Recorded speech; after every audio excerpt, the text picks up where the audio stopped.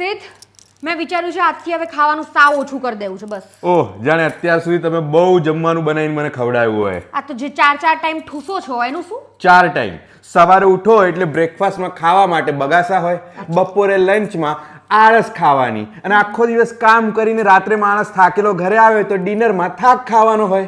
તો એવું જ છે. તો હવે આજથી આ બધું જ તમારે કરવાનું છે અત્યારથી જ. હા, હું માસ્ટર શેફ છું, માસ્ટર શેફ. અત્યારે જ તને કુક કરીને બતાવું. જો તું શું બનાવો છો? જોતી જા. આ ગયું બેસ્ટ ગુલાબ ઓઇલ.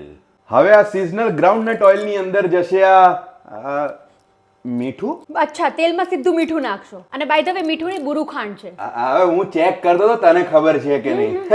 પછી પણ એક મિનિટ, તારે કઈ હેલ્ધી ખાવું તું ને તો એક કામ કરીએ, આ કોથમીર નું કંઈક બનાવું. હે ભગવાન, આ કોથમીર નથી, ફુદીનો છે, ફુદીનો. બે યાર આટલું કન્ફ્યુઝન તો નાનપણમાં ટ્વિંકલ ખન્ના અને રવિના ટંડનમાં નહોતું થયું યાર. મારે નથી બનાવું. ના ના ના ના, બનાય ને. બે આ બહુ જ અઘરું છે, તું જ બનાવી લે. અને આમ પણ મેઇન ઇન્ગ્રેડિયન્ટ શું છે? Healthy oil. તો ગુલાબનું ગ્રાઉન્ડનટ સિઝનલ ઓઇલ તો મેં યુઝ કરી લીધું છે. આમાં તું જે બનાવી છે સારું જ બનશે. તું બનાવી લે, હું બહાર બેઠું છું. બનાવી લે. લાવું છું કઈ બનાવીને. આયા તા મોટા બનાવવા. આઈ ગયો ને લાઈન પર. અરે શું બનાવ્યું ફાઇનલી?